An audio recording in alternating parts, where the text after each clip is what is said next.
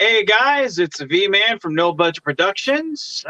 Back after a long hiatus of doing these Pizza Roll Diaries. It's been, oh hell, I think probably 3, 4, 5 months. It's been forever. I haven't done these in a while. And here with me today for the return of the Pizza Roll Diaries is my good friend Tyler Dunivan. Tyler, how are we doing today, man? Doing great. Good. Fan-diddly-tastic. Right on, man. Now, those of you guys that are watching either live or on the rewind know Tyler as two things. You either know him as Captain Mason of the Excalibur, or you know him as Marty McFly. Get now, out of town. right on, man. Now, that being said, I have one question that I have to pick your brain on this one thing because it's been bothering me for a couple of weeks. What is your favorite Back to the Future movie? 2. Back to the Future 2. That is mine as well. Like the first time I even had an inkling that there was a Back to the Future Part 2, it was Marty in that future jacket, that color changing hat, and the hoverboard. Yep. Yeah. And ever since then, I was in love with the entire franchise. Yep. What was it about Back to the Future Part 2 that makes it your favorite? It's just the most climactic to me. It's the most exciting. You know, like there's so much on the line. I mean, as was such with the first film. You know, he's close to the end. You know, Marty's in danger of being stuck in 1955, and then he's in danger of losing Doc again, not being able to save Doc, and there's just a lot riding on his actions and what he's got going on. And I think Back to the Future 2 successfully exceeded that in terms of raising the stakes. Yeah, I think that was one thing. I think that was one thing that we all have that. There was like a 5-year gap between the first and the second one. I think it was about 4 years. 4 years, yeah. And the thing about sequels is a lot of times, there's such hype behind sequels, and very seldom do they live up to the hype. And I think Back to the Future 2, it took our love of the original, and it just, for me at least, it surpassed all those things, like you said. Yeah. And you even saw the first movie from a different perspective. Several different new angles, kind of reshoots. You saw the future, a future, their pockets are, outside their pants, they pull their pockets out, Right. Jaws, what was it? Jaws 14 or something like Jaws, that. Yeah. Yeah. Or 19 or something. Yeah. So that being said, you're known for a lot of people as a Marty McFly. Very cool sunglasses, my friend. Thanks. I had to. I'm in my car and it's really bright now. It was kind of hurting my eyes. So right on, man. So you're known as a Marty McFly impersonator, and honestly, you can't really tell the difference. The picture that I used for the thumbnail, I had two people go, "Dude, you're talking to Michael J. Fox." I'm like, no. Like they couldn't tell the difference. That's awesome. What got you your start? What got you your start as being a Marty McFly impersonator? Well, I used to get told a lot when I was a kid and even a teenager, that I looked like Michael J. Fox. And then I went in the military and had to, I shaved my head and, always had short hair for like 6 years. So I didn't hear it so much until I got out of the military and then, grew it back out a couple of years later. And then I started hearing it again, that I look like Michael J. Fox. And so 2014, I just decided, I was like, hey, why don't I do Marty McFly for Halloween? Because everybody's always telling me I look like Michael J. Fox. So, and I put a lot of time and effort in getting the costume right and money in, getting the costume, about as screen accurate as I could at the time. And so I went out for Halloween, and then I went to a Halloween party that was actually the night after. It was like November 1st. The guy threw a Halloween party because I happened to be on a Saturday or whatever. And lots of people were like, "Hey, cool costume! Wow, Marty McFly!" And then I went to a convention. I had been planning on going to a convention. It was Wizard World Comic Con in Tulsa the next weekend, and I had taken like 3 days off and planned this trip and everything, and stayed in a hotel there. And it hadn't even occurred to me until after Halloween. Hey, why don't I? This cosplay is a big thing. People dress up like characters and go to conventions, and why don't I do that? Since I put so much effort and time and money into this costume, why not get as much use out of it as possible? So I did. I dressed up, and people would see me and be like, "Oh my God, that looks just like Marty McFly. The guy looks just like Michael J. Fox." And then I would do the voice, and they really freak out. I turn around and be like, "Oh, hey, do you know where I can find plutonium? I'm just trying to get back to the year 1985." And then they'd be, There was one group of young people, 20-somethings, that were like just flocked, just swarmed me. They and they were like, "Oh my God, this is so cool!" And this one dude, this one cat starts crying, dude. He's like, his eyes are tearing up, and he's shaking my hand profusely, thanking me for bringing back his childhood. I'm like, this is crazy, So, and I would, I would get stuck somewhere. I'm trying to, cruise the convention, see all the celebrities that I want to see, and get all the autographs that I want to get. And I would be walking around, and somebody would stop me to take my picture. And then I'd be like, "Ah, cool. See you guys." And I would start to walk away and realize there's a line. That I've got a line of like 15 people waiting to take a picture with me. And I'm like, how crazy is this? Yeah. So that's, and then, I made a Facebook fan page, and I put my phone number on it and put that I was available for live appearances, and I started getting calls. So, oh, wow. Yeah. And that was 6 years ago. So, and now almost 7 years ago. Now you've done a Back to the Future fan film, haven't you? Or yes. Weren't you? And that was with Josh. You guys shot that? No, that was. Oh, you're talking about Project 85. So the first Back to the Future parody film that I did, that it is considered a fan-made film because it's not made by Universal. That was produced by Ricky Dean Logan, who was one of the hoverboard punks in Back to the Future 2. Oh, he played Data, the guy that says, "McFly, you Bojo, those boards don't work on water." That's Ricky Dean Logan. So he produced a short little 15-minute Back to the Future 2 parody called Back to the 2015 Future, and we shot that in Hollywood. It was the first part of it was shot on Universal Studios backlot, which is Hill Valley Square, the actual shooting location. And then we used the exterior of Doc Brown's mansion, which is the Gamble house. So that was and that was in 2015. And then December of, we shot it in September of 19 or 20. No, 20. Yeah, we shot it in September of 20. That's the one that Josh shot. It's the Hill Valley Square scene.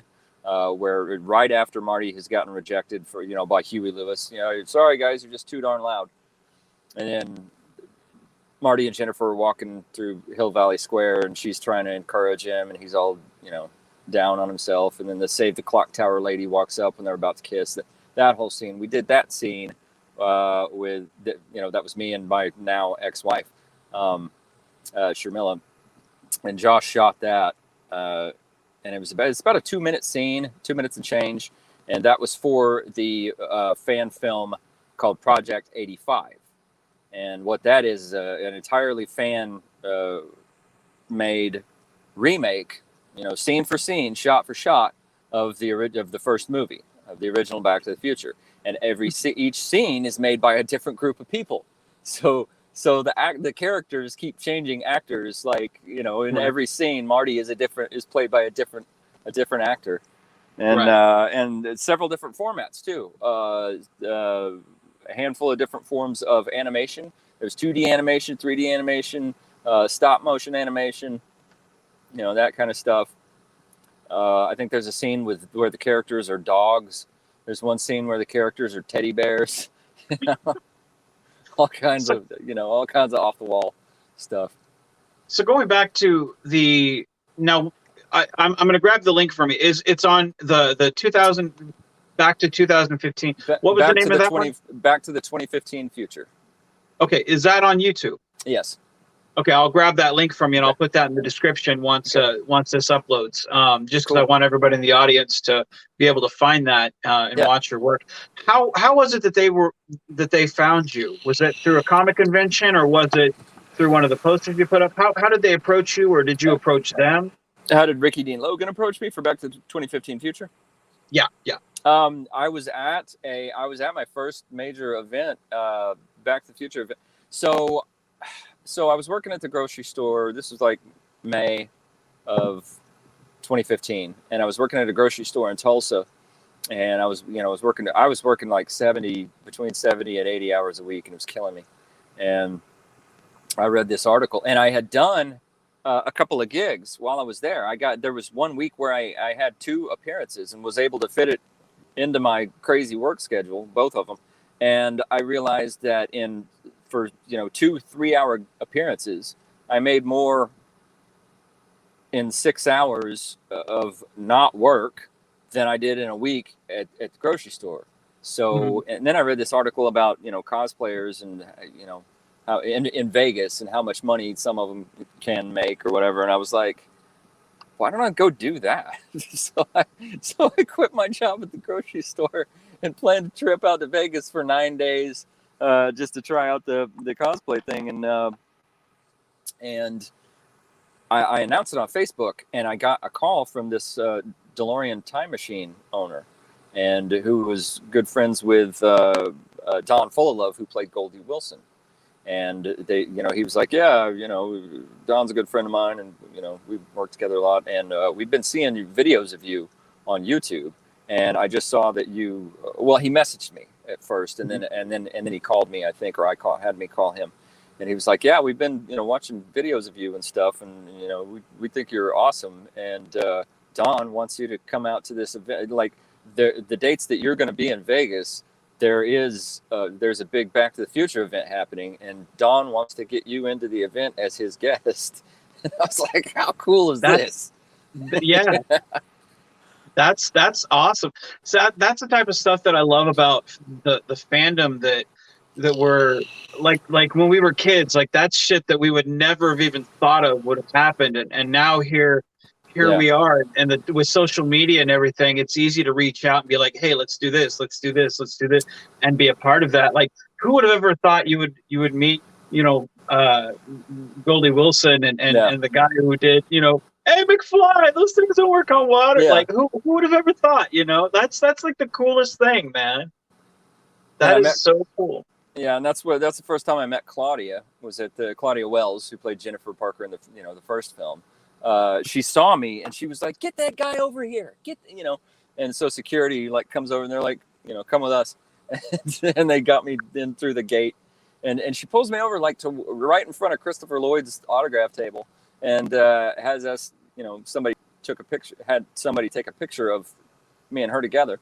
And we also did a little video of the dialogue, the how about a ride, mister? Oh, Jennifer, are you a sight for sore eyes? Marty, are you feeling all right? And all that. And so I've got this great picture of this photo of me and Claudia Wells with a photo bomb by Christopher Lloyd and Bob Gale. And Christopher Lloyd is looking at me like, I'm going, what's going on here, But anyway, so yeah, it was cool stuff. So it was so there was a big parade on a parade of DeLoreans. There was 20 DeLoreans out there, and Leah Thompson was there, Christopher Lloyd, Claudia Wells, and that was during the day. And then that evening they had an Enchantment Under the Sea dance party inside the hotel, the D, and yes, that's what it's called.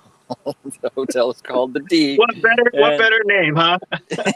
Yeah. So I go to the bar, and I'm I do the whole give me a tab, Pepsi free, something without any sugar in it, and the bartenders are just cracking up. They're loving it, because they actually get it because it was a Back to the Future party. Now, usually when I do that to bartenders, they don't get it. I mean, I'll be in costume and I'll walk up, yeah, give me a tab, and they'll be like, you want to run a tab? And I'll be like, Pepsi free, and they'll be like, we have Coke products. Just give me something without any sugar in it, and then they'll start to pour me a Diet Coke, and I'm like, it's a joke. Have you ever seen a movie?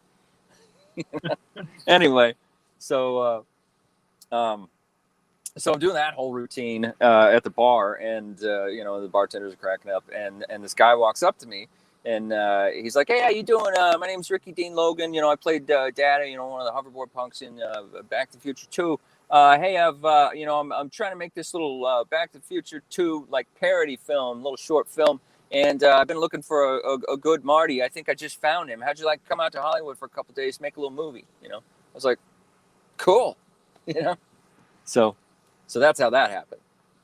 But that's so cool. Again, like that's the type of world that we, that's phenomenal, man. That's cool. Like I said, I'll grab that link for you so we can put that in the description, because I want to go watch that. I don't think I've seen it. And like I've seen the CGI. It was from like a game that they had from like another adventure of Marty and Doc and whatnot. But like I don't think there's a lot of Back to the Future stuff to watch, and it's one of those things that like when you see something you want to watch more of it because it's so ingrained in our childhood. Like everybody loves Back to the Future. I don't think anyone's ever said, "Oh, I hate it." It's just so ingrained in our childhood. Well, Cheeto doesn't like Back to the Future. No. Oh, well, we don't like Cheeto, so screw that. Everybody go watch NerdTube. Cheap plug, by the way. Yeah. So you've done Marty McFly, and you've also done you've done other acting besides the Star Trek stuff. You've done other acting. What other acting parts have you done besides the Star Trek? So I played. The first movie I ever made with Josh was it's called Tough to Kill. It was really bad, like. It was a parody of really bad like B action flicks from the 90s, and I played a black market, like a military black market arms dealer guy, and that was a very short bit. I was only in it for like the first few minutes, and then my character dies. And then I played a book sales leader in a movie called Valley Inn. I was only in it, first. My part was done before the opening credits, but I've played. I got to play the a-hole like chauvinistic like womanizer news anchor in a film called Your Local News, and that was a lot of fun. I kind of like playing the a-hole. That was a fun character. You do it well. That was a fun character to play, and we kind of spun that off into we made another kind of a series called Headline Hell with Hugh Didwell, loosely based on that character from, or I should say inspired by that character from Your Local News. But I mean, we changed the character's name and everything, but it's just this fake newscast that I did several episodes of, and we're going to start doing again. So Headline Hell with Hugh Didwell. That'll be coming back soon. After 5 years. So, right on. And what else have I played besides Mason? I don't know. I'm drawing a blank right now. My part in Interlude actually caught the attention of a guy who's involved in the making of an upcoming film called Coffee Breaks. That's going to be shooting in Colorado next spring, I guess, and that's supposed to be on Amazon, I believe. So, oh really? Yeah. Oh, well, and it's got some recognizable actors in it. Two of the actors from the show Land of the Lost, if you remember that. I do. Yeah. Yes. The Will and Holly. Were those the characters' names? I think they played the kids, whoever the kids were. Yeah, Will and Holly. Yeah, I apologize. I'm not thinking of the actors' names right now off the top of my head. I'd have to IMDb it, but I had the opportunity to meet both of them at Star Trek Las Vegas, and anybody who was there can attest to, like, dude, I I wish got I had told you about this so you could have told them, hey, you're going to be in my friend Tyler, who plays, Captain Mason in these Avalon Universe fan films, is going to be playing with you guys in a movie called Coffee Breaks. like I got so, like, it took a lot for me to even walk over there and talk to, and they kept seeing me, like, walk up and then walk away, walk up, walk away, and the Will, like, he kept kind of cracking jokes on me, and Holly had no idea, because she was kind of oblivious that I was doing this, but Will, he kept picking up on that. But, like, I kept getting so tongue-tied because I had a huge crush as a kid. I had a huge crush on Holly, and, like, just getting to meet her, even though she's, like, considerably older than I am now, like, I mean, it's, because, I mean, it's been like 50 years since the show was on the air. I believe her first name is Kathy. Kathy. I can't think of her last name. Yeah, but it was it was like they were both, and they sung, and they were such great people. They were fun people, man. You have a great time getting to meet that, man. They were great people. Great people. Also, the guy who I can't think of the guy's name, but the guy who played the original Geico Caveman is going to be in that movie. So. Oh my God! See, those are commercials that, like, not a lot of people remember those. Like, oh my God, this is flashback shit, dude. Like, oh, the caveman commercials. God, those are old. Those are, man, you're bringing back memories, Tyler. And I got Pixie a part. Well, I say I got her a part. I had her, I brought it to her attention and had her do a video audition, and I sent it in for her, and she got a part. And we actually have a scene together. We actually have screen time together. Pixie and I do in Coffee Breaks. So. Oh, really? Yeah. So this is going to be a film that you're going to be. When are you going out there to shoot?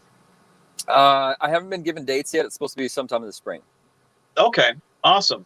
So sometime in the future, we're going to see you guys, like, just break out Amazon Star, and we're going to be like, we knew him first. We Awesome.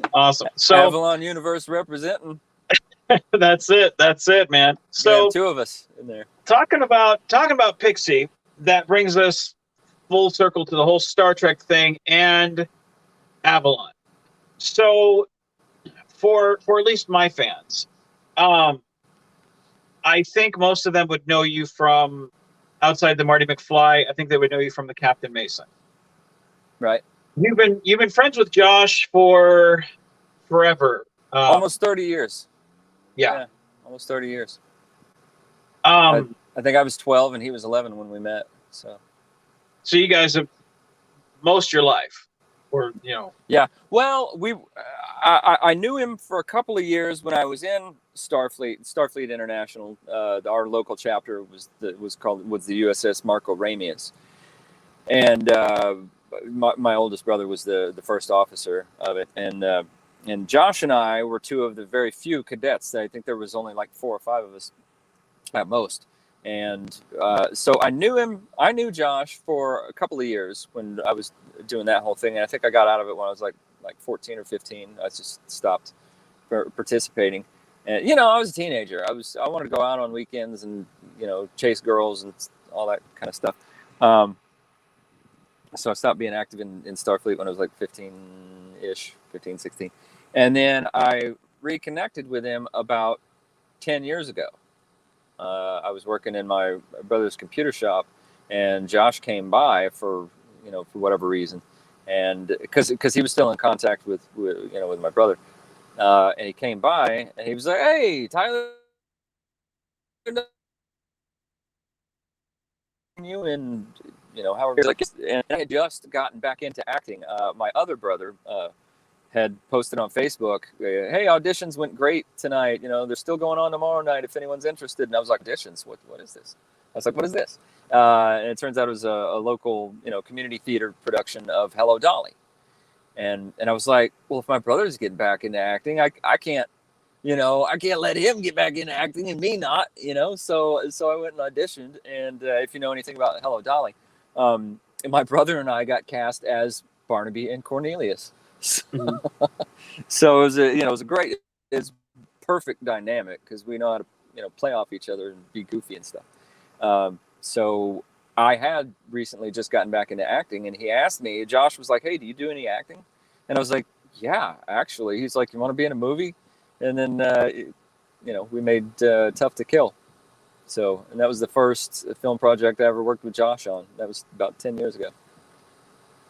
Now, how many projects have you worked with Josh on, including Avalon? Because it's to me, it seems like you guys have just been thick as thieves, done everything together. But I mean, how many have you? Because I know you guys have done several road trips, doing several things. Sometimes you're just there tagging along. Sometimes you're there helping behind the scenes. Um, how many things have you done just being there as a friend, doing stuff with them? Oh, gosh. We counted the other day. We counted how many film projects we've done together, and I can't remember what the number was. 7, 8. It was somewhere between 7 and 10, I think. So Those type of things. I have a friend, like he's probably my best friend. His name is Drew, and it, he helps a lot behind the scenes. Like when I need a cinematographer, he'll hold the camera. When I need someone to do something, like he does it. And he's one of my bosses at work. We hang out on the weekends. Like he's we're the Josh and Tyler on this side of the Kansas border. Um, but to me, like there's no greater bond than when you're making a film with someone and you can go on road trips and you can just sit yeah, there and talk film and you can just you bond with someone, and that's the relationship that I feel like you and Josh have. Just being able to talk film and then talk personal life, and then you connect on so many levels. Is that an accurate representation of what you guys have? yes, yes. And it's funny you say that because all of these people now have become are my best friends in the world. They're I mean, I have other really, really, really close friends too outside of Avalon Universe, but these guys have become, Family. Josh and yes, absolutely, absolutely. Josh, Pixie, Neil, Courtney, you know, that's our Yeah. core group. Pixie's husband, Aaron. These people have become my best friends. Yeah. It's almost like when you get back together with them, it's like a family reunion. You see them, Yeah, and you're like, oh man, I miss. No, I yeah. completely To get the it. point Yeah. that we do stuff, we like hang out with each other outside of making films as well. I Yeah. mean, because we're that close. But Yeah. So you got your start with the Avalon universe. What was your impression of the Mason character at first? Because when I see the character, I see kind of a full circle of a character arc with him, where you start at a certain you start at a certain place, but when you're done with Cosmic Stream, you're in a very different place, and I'm not just talking about from a timeline jump. Spoilers for anyone who hasn't seen it, go watch it if you haven't. Um, but like you can see a full character arc where you start off sort of immature-ish, then you're risking your life with the crew and you sacrifice yourself, and then at the end of it you're kind of growing up, maturing, kind of facing some of your demons, and then you're back to kind of going off, branching up. Is that kind of an assessment of what you see too, or what do you think? um, I think well, what I like most about Cosmic Stream is that every other time that we've seen Mason, he's very emotionally guarded. He keeps his feelings right here. He doesn't like people knowing his business. He's very private. He gets annoyed when Beck says anything about his personal life to other people that don't need to know. He's like, why did you have to say that he was married, used to be married or whatever? That's nobody's Like, business. And then in Cosmic Stream we see the flashback, and we see we see him at a time when he wasn't like that, before he was emotionally guarded and all that. He's very open and emotionally expressive. We see him with his wife at the time, and we see what happened, and we see them suffer tragedy and loss together, and can assume that maybe that's what led to them falling apart as a married couple. So we get to see his, his kind of his, his pain, and what those scars are hiding. You kind of deconstruct the character in a way that you haven't seen through the lens before. We'll get back to that in 1 second. We do have a question from the audience. Ian asks, Tyler, have you ever met Michael J. Fox, and what does he think of your playing Michael, or what does he think of your playing Marty McFly? I don't know what he thinks of it. I've never met him, and I've never. People always ask me that, does he know who you are? And I'm like, well, if I had to guess, I'd say probably yeah. I mean, I knows him, that there's nobody that knows him or is in contact with him has been made aware of me and brought it to his attention, but I've never been contacted by anyone. There's been no formal introduction. No. I have heard, I've heard rumors that he doesn't like impersonators. So yeah, I don't know. I don't know if that's true. Well, Ian says that's a shame, and I bet he does know. Well, let's hope he does, and if he does, he smiles at it. So let's fingers crossed. So getting back to Mason, when you start off, you're in Ghost Ship. Now that film was more of a lighthearted romp with it was kind of like Walking Dead meets Star Trek with a hint of the campiness of Adam West Batman. I mean, you're pulling out Arnold Schwarzenegger, you're all that zaniness.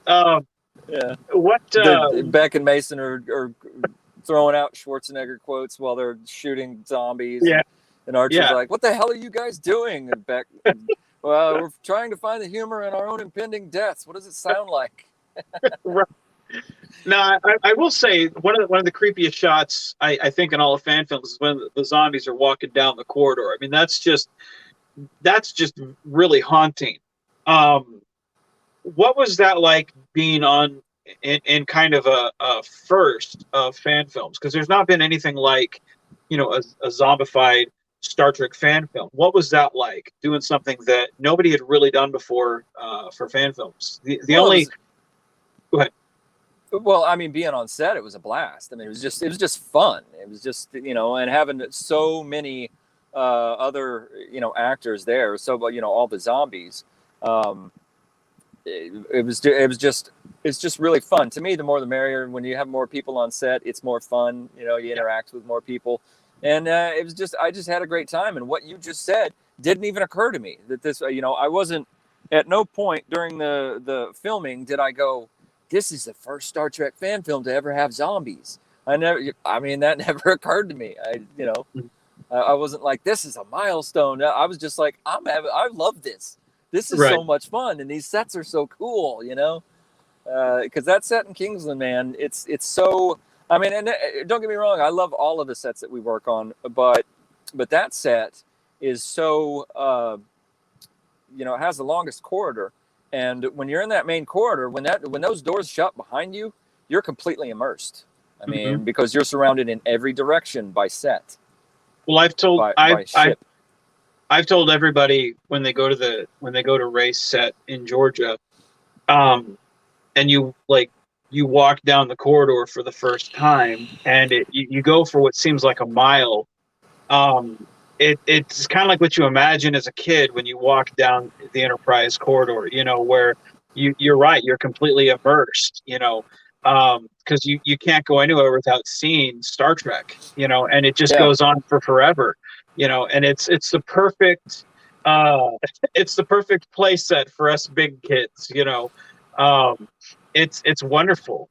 You're absolutely right. When you're on set, you have a great time. For all the people who sit there and can nitpick at a fan film that we do, it's like, look, you can say what you want, but very few people actually get to be on sets like this, let alone do the things that we do. And it's a lot of fun to get to shoot films, especially ones with zombies in it. Like, oh Lord, I could imagine that makeup was kind of cool, Um, so then you did the film where shuttlecraft blows up, you die, Yep. sacrificing. Yep. But you had some good dialogue with Chuck. Um, some kind of good heart to heart sacrificing. And then you get to Cosmic Stream, where, like I said, you kind of deconstruct some things, and we look at your character in kind of a different light. Um, at least my interpretation was, um, you really get inside his head, and you tap into something that Star Trek hasn't really done, like losing a child. They don't really ever talk about something like that, and that's very real life stuff that cripples relationships. And we don't like Star Trek doesn't really touch those issues. They should, but they don't. It was And those it are the was things that done. relate. It was done briefly and barely touched on, and then kind of glazed over. If you remember, I don't remember what episode it was of TNG, The but child. no, Ogawa, because Ogawa was pregnant, and Yeah, then something happened that made them all like their DNA like revert or some shit. I don't even yeah, remember, but it made her baby basically disappear, and but it and like as of, and I hate to sound insensitive because of course, I mean, my heart goes out to anybody who actually loses a child. But the way it was done in the episode, it's like it didn't really make the audience give a shit. It's like, yeah, oh, okay, I was not pregnant anymore. Oh, okay, yeah, but yeah. I don't really. It didn't really have that emotional impact for some reason. Just the way it was done. And again,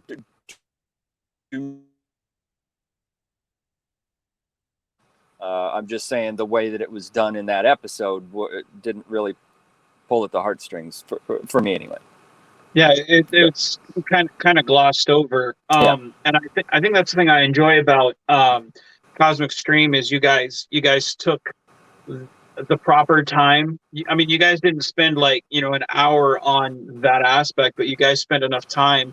And that's something I enjoy a lot about Josh's stuff. Is he takes just enough time to gel with the characters, be with the characters. You feel like you know the characters, and then let's move on. right. Let's That move on with the story. Yes, Because you have to balance those two things because you got to tell a good story for people to want to watch it and to enjoy it. I mean, that's the whole point of telling a story is to tell a story. But if you don't have enough character, but to be interested in the story, you have to care about the characters. You have to be invested in the characters because if you don't give a shit about the characters, then what's the point of watching? It's like it's like well, I'm not invested in this because I don't like these characters, so I don't care what happens to them. and the good thing about what you guys have done, and I say this not as a fan, but as a friend, looking, it leaves you wanting more. And it makes people a fan of what you guys are doing, because it's like when you look at a situation and you personally can relate to it, and you're like, I either have gone through this, or I know someone who's gone through this, or this is a very relatable, like it makes someone that's like, I'm not a fan of Star Trek, but that story, I kind of dig right. that because I relate to that, I'm a big fan of that storytelling, that type. Um, Real quick, Ian Mitchell says, Tyler, it's great to have you back in Trek fan films. Thank you. I I'm very glad to be back. So you having done that story, um, what was the reception? Oh, well, I mean, obviously we can see from Ian here. I think he speaks for a great deal of the fan film community. You coming back to the Avalon universe, obviously you can't give any spoilers away for what's coming up for Avalon, but where would you like to see Mason go? Because you guys have done a time jump, so you're now a couple of years later on down the road. What would you personally like to see um, for Mason coming up? That's kind of a hard question to answer because I already know, I already I already know pretty much his arc for the next uh, handful of films. I know where he's going to be in the next couple, 2, 3, 4 films. I already know what's going to happen. So I can't, and I like it. I really like it. So and that's all I can really say, I guess. Now I don't know. I know like a basic story outline. I don't. All the dialogue and everything and all of the interactions have not been written yet. So, as far as the possibility of the possible Mason Archer romance, I honestly don't know, because that I don't know if if that's going to be a thing or not. But because it's been danced around in the other films. But well, I do know. I know from what Josh has talked about. We've talked like you said, the general storylines, whatnot. I have somewhat of an idea as well. I can't wait to see the scripts. I can say this, like I look forward to working with you. That's been kind of a personal thing of mine, where it's like, man, I want to get on set with that guy. I gotta do something. Yeah, it's mutual. I've been wanting to work with you too, so it's finally gonna happen. And I really wanted to get to meet and work with Michael Sylvester. Yeah, he was his loss. Yeah. Damn. I loved your, what was the line that you always said that we right. Well, it's where Larry Fleming is sitting at the console and it blows up. There's a little explosion of smoke, and then the actress playing I don't know, whatever character. This was in Stormfront. The actress says, this female bridge officer, she goes, "That's the computer's or that's had it. The computer's fried." And then you could have written anything for him to say there, damage report or estimated time to repair, or even can you get it back online, or some really captain thing to say. and Michael says with all every bit of conviction, he says, "Well, can you fix it?" And I love that line. I always love that line, because I'm like, these people are having fun. They're not taking themselves too seriously. And a computer blows up and the captain says, "Can you fix it?" And I'm like, I love this. I'm like, this is hilarious. So that's the thing I loved about Michael. Yeah. Is he had such a blast shooting, Melbourne and doing his thing. And that was the one thing I told him. I said, look, man, when we put the film out there, there's going to be trolls, and there's going to be people who are going to be like, this sucks, or that guy is terrible. So don't listen to them. Listen to the positive people. Like, just understand, and that's where I came up with the, talking to the crew and talking to the cast and saying, look, no matter what anybody says, we're here. Think about this moment where you're at. Yeah. Nobody can take this from you, Yeah. And that was one thing I told Michael. I said, look, you not only are these people in a unique spot, but you are one of the few people that get to be in the captain's chair. Yeah. Not many people get to, but I loved the fact that and there was a box fan on the bridge. You can see a box fan in the background. Anyway, go ahead.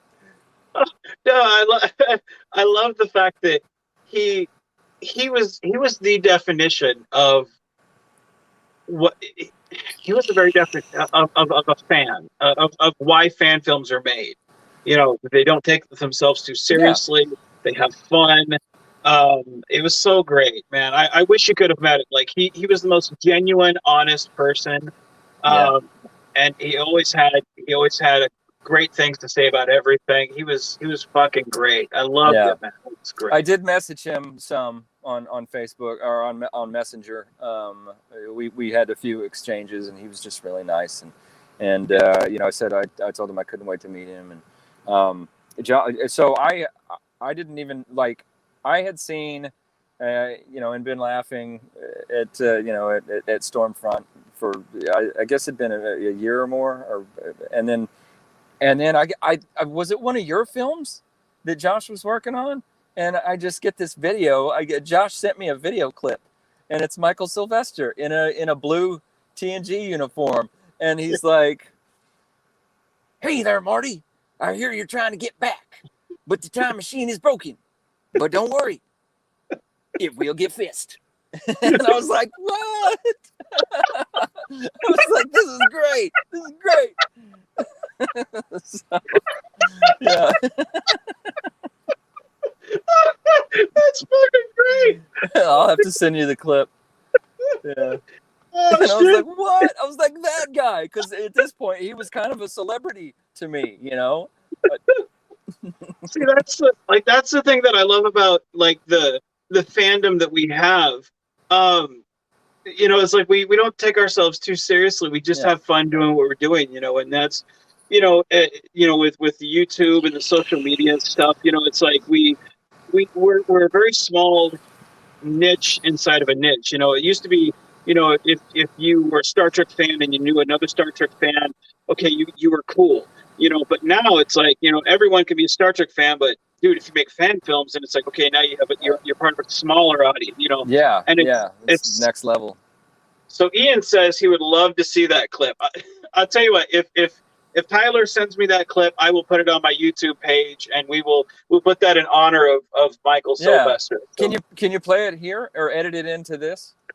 No, I can't, because if I had it before the show, I could have just played it, but I'm not that tech savvy, so I'm very low tech. That's why I shoot on my cell phone. So, but yeah, he was the most genuine person, and he loved going to conventions. He loved the Star Trek. In fact, he had down where he was at in Alabama. They had like a chapter of Starfleet, which I'm still not exactly sure what that means. But I'm always afraid like some Trekkies are going to whip my ass because I don't know. They're going to, come at me with batleths or something, But he was always involved in geekdom and bringing other people in, and that I feel like the fandom needs more people like that, positive people, but such a genuine spirit, But yeah, if you send me that clip, we'll put it on our YouTube page and we'll show everybody. But so that being said, I think we're going to be shooting something. Fingers crossed. I think we're going to be shooting something maybe March, hopefully. That being said, I think we'll get a couple behind the scenes, you and me. Cool. For the fans. Is there anything, because I know you're doing this on your lunch break, and I know you're about to. I know I don't want to take too much of your time. No, we can go the full hour. It's fine. Is there? We got about 10 minutes left before we actually hit an hour. Is there anything you want to say before the hour's up, or kind of want to finish on? Just, I mean, how glad I am to be back, in the Avalon universe and, be a part of it again. It's just, means the world to me. Like I said, I think the group that we have now is the best it's ever been. We just keep you were talking about, positive energy and positivity. I think we have an amazing group right now. My favorite crew that I've ever cast and crew that I've had the privilege of working with. I know it just keeps getting better. Pixie, go ahead. I know Pixie, like she's been the day that I met her at Star Trek Las Vegas, she was just radiating, positivity, and that's, and the little clips that I've seen of, and I'm terrible with titles, but it's the film that's coming out on Halloween Day. Agent of New Worlds. Yes, Agents of New Worlds. I'm very excited for that one. Yeah. Because that's kind of the jumping off point for, hey, this is the new stuff. Boom, here you go. And the clip in the hallway, I'm very excited for everyone, because that, to me, I was like, man, this is cool. because you're seeing all these new connections with these new characters, and it's just Yeah. like that's kind of the clean slate. And you're like this, you're seeing instant connections of people you don't know, but you feel like you know them. And I tell you, seeing Pixie and the Chakande character, this new like just seeing all these new characters, and it's like, man, I can't wait for the audience to see this because it's just so they're so good, and they feel Avalon, and it you can't really. It's hard to. I've said that to some people. Like, what does that mean? I'm like, when you watch it, you know exactly what I'm talking about. Do you know what I'm talking about when I say it feels Avalon? That's it.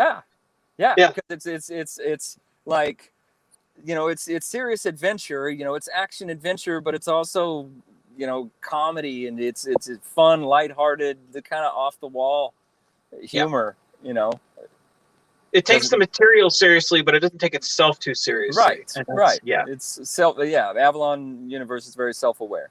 You know. Yeah, and it feels very much like real people that you know, and you're like, these are people that I would probably go out and get a burger with. You know. Yeah. That's one of my favorite bloopers too. Is it's the close up on Pixie, and she's talking to Chakande, you know, Warren Hawk's character, and Allenby, Pixie's character, is saying, "I'm sorry, I disobeyed order," and he steps over her line. "You did more than disobey order," and she's like, "Why can't I finish my line?" Okay. I gotta say, the visuals on that film, you know, a cheap plug for Josh. The visuals he does on the films, I think, are just great. It makes you really proud. And again, like I have my own films that, like, visuals aren't part of my style. Like I deal more with just story, not visuals. But being part of the Avalon stuff, you feel like you're part of something bigger, and you know, there's planning, there's more planning involved, you know, and you just feel like you're part of a big budget film. Is that, you know, it's so good to be part of that. You know, you have that sense of pride where you're like, I'm in that, guys, you know. Absolutely. So good. But. And so Agent of New Worlds is you know, introduces new characters and focuses on new characters, and you know, it's certainly, you know, we go from Cosmic Stream being framed, you know, around Mason, mostly focusing on Mason, to, you know, the next one, Agent of New Worlds, we introduce all these new characters. You will see Mason. Briefly. Keep watching after the credits. In Agent of New Worlds. So yeah. A two-stroke trail roamer says Captain Mason and Admiral. Hello. Thank you guys for keeping on. And thank you for showing up and leaving the comment. I appreciate it. Yes. So one last thing before we let you go. You were very heavily instrumental in the GoFundMe, or was it a GoFundMe, or was it? It's GoFundMe. Mm-hmm. Okay. Those bloopers or whatever, the you guys were funny as hell on that one. You and Pixie. Good. It was a good marketing campaign. It stuck with you. And Josh told me that a lot of that was just, hey, do this, go to town. It was a lot of improv. Pixie and I have both done improv, and he gave us a basic idea of the message to get across, but he hadn't written dialogue for us. He's like, well, get this point and this point, and just say it however you want to say it. So that's what you see in those videos. And that extended blooper reel of to Eric Clapton's "It's in the Way That You Use It." I've always loved that song anyway, and that's such a fun video, and I think that really captures the essence of what it's like to be on set. That's what it feels like, that fun, upbeat energy, and we're making mistakes and we're laughing about it, and go on to the next take. It's well, I gotta say, I one, congratulations. Thank you. To all of you guys for hitting the mark and then excelling so much, accomplishing so much. I think that shows that not only do people believe in what you guys are doing, but they crave what you guys are doing. We've still got a ways to go. We did hit our goal for that week because when Ray Myers was doing the dollar match up to $3,000, we did hit that. We did exceed that. But we still got a ways to go. I think I don't know where we are right now. I hope you can put a link to our GoFundMe in this. Yeah, but absolutely. If you want to support Avalon Universe, this goal of $20,000 that we have is to fund the next 4 films. So, I was gonna say it's quite a bit. That's one thing that Josh has been really good at doing is stretching that dollar out, getting the most bang for his buck. And I don't think anybody has a problem with supporting that bang. So send me the link. And like I said, send me the link to the movie that you love. Send me both of those, and then when this goes live, or when this gets on YouTube, I'll put both those in the description. And anybody that's watching this on the rewind, feel free to click on both those links, show support. And if you can't support money wise, share the link to the GoFundMe, because if you can't help, maybe somebody else can, and that goes a long way. Grassroots, word of mouth goes a long way. Yes, please, and thank you so much. Absolutely. And even if, as much fun as we have, and even as much fun as you see us having, and we always do, that's not to say there haven't been setbacks or adversity and hiccups, speed bumps, bump in the road, whatever you want to call it. We have had we've had some difficulties, but we always overcome it and keep moving forward. So, there was a character, one of the main characters in Agent of New Worlds, had to be recast twice. Yep. Yeah. And 3 or 4 shooting days blown, just completely. Yeah, and that's money wasted, and not only that, but then when you have to reschedule time, that's time that all of us take from our personal time and everything. Yeah. When an actor drops out after having shot so much, and then you have to recast that, it's not just that person that you have to replace. You got to bring everybody else back to do it all over again. And but we've done it and made it work. Yeah. So let's give me both those links, and like I said, anybody go to the video, leave a comment or a like, show support for that video, show support for Tyler. And then the GoFundMe, like I said, if you guys, send a little bit of money, even if it's $5, if you can afford it. If you can't, share it. Like I said, grassroots, maybe you can't, but somebody else can. Word of mouth is the best thing to do. I'm very big on grassroots. So let's show support in every way that we can toward these good people. And let's keep making on, for the trek. And Tyler, it's almost time. The hour's almost up, but I want to thank you for coming on. And we have got to talk more. I know we always talk about it, but now that I've got your number, in case Facebook crashes like it did yesterday. Again, yeah, that was crazy. Fucking nuts, dude. But you've got my number. Call me anytime. I'll always pick up for you, brother. I appreciate that.